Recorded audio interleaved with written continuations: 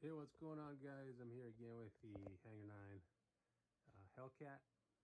And so, haven't touched the fuselage since the last time.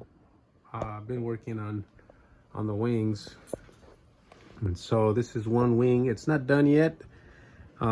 Just painted the top. It's very dark outside. That's why there's no light, not enough light in here in the room. But this is my son's room, slash my office, slash my airplane station. So but anyways, this is just wanted to show you a little bit on the panel lines and the rivets that I've been working on. You can see from the glare of the light all the rivets and the panel lines, so you can see from there, from that glaring of the light, you can see all those little rivets.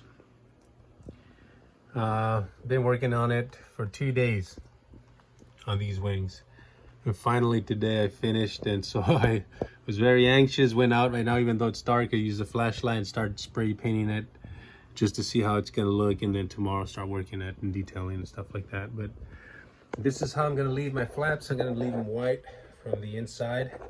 I'm gonna touch it with white paint here to make it straight. But that's where I'm at. And so last time I mentioned that I was gonna hone the wings, so you can see the panel lines there more clearly. Tell you what, those rivets are a lot of work.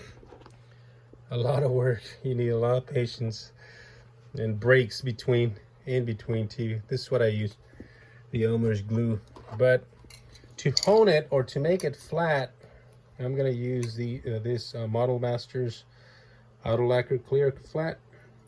This is what I use to make it flat.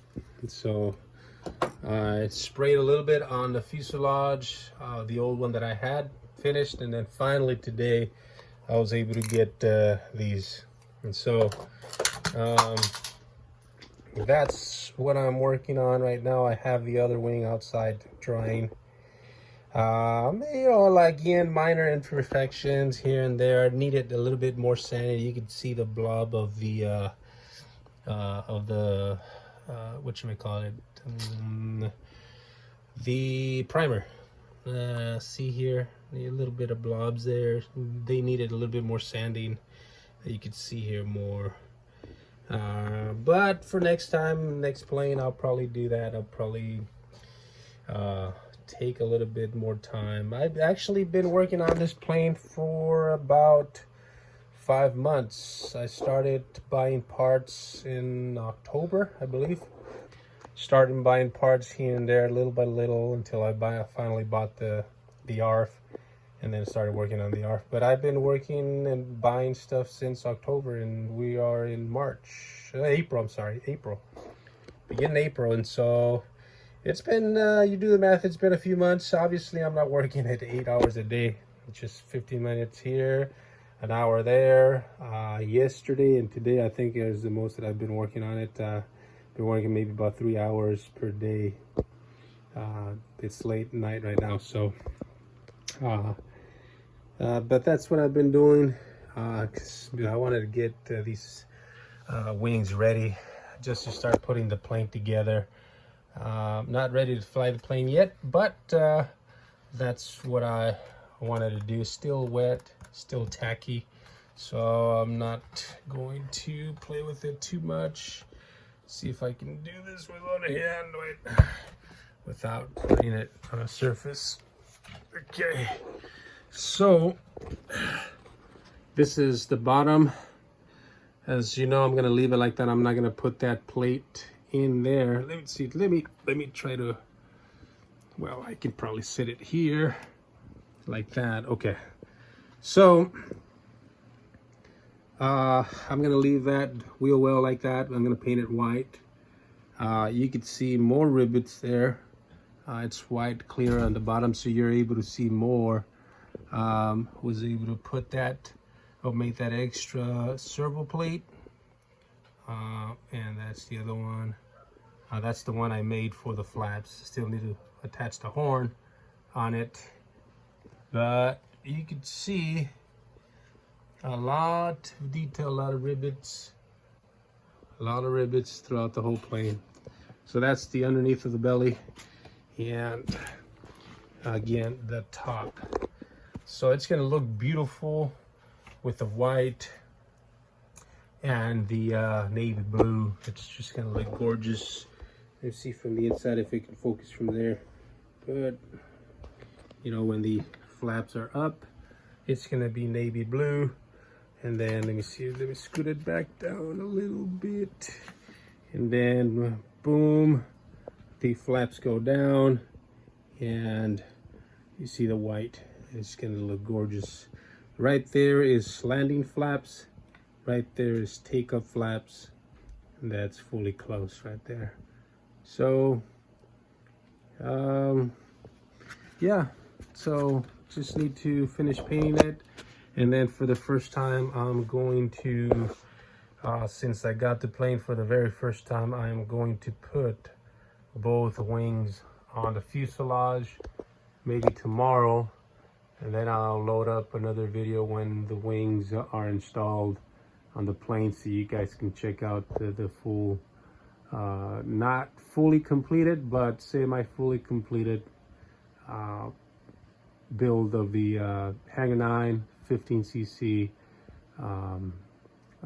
Hellcat, modified obviously to be used with Sato radial engine, which makes the plane look beautiful from the front, and the sound is outstanding. It's awesome. For you guys that are undecided, don't know, I don't know, it's quite, you know, I don't want to spend them. You know, you're not gonna regret buying a radial engine. I mean, the sound is incredible, the sound is awesome.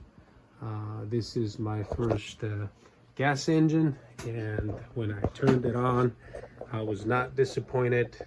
I was actually very encouraged, and I was pleased by making this decision on getting that radial engine. I mean, it looks awesome, looks beautiful, and can't wait to fly it. And so I'll keep making videos on it, so you guys can get you know,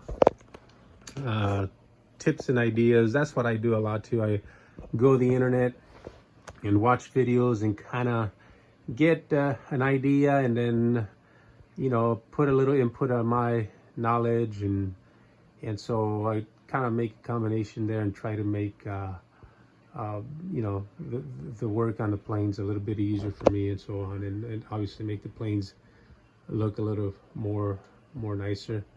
So that's what I do, and that's one of the reasons why I started making these videos. You know, I'm not an expert. I'm not I've been in the hobby just a couple of years, not a lot. I started with the foamies. You see the foamies with my P-47, my P-51. Actually, my very first plane was a T-28. It was a Dynam T-28. That was a 1250 millimeter wingspan, and I got it because one of my customers gave it to me, and so I started from there. Was not the right way to start, but that's how I started. Can't count the times that I crashed it, glued it back together, crashed it again, glued it. And anyways, until I got the know-how or the experience on flying it, and then I jumped to that P-51, and then I bought a Corsair that is not here. It's on the other room, my daughter's room, and then I got my P-47 1500 millimeter, and then I got my FMS A10, which is beautiful. That cockpit, I made a few videos on the modifications I did. It's not the original canopy, it's from the free wing A10, but maybe in the future, not right now. We're talking about later on when I'm done with this plane and I'm tired of this plane. Later on, I'll probably buy the JP fans for that, but that's gonna be way down the road. I'm not gonna touch it right now. I don't feel like touching it right now. I'm concentrated on this one. I'm just, you can't stop working on it.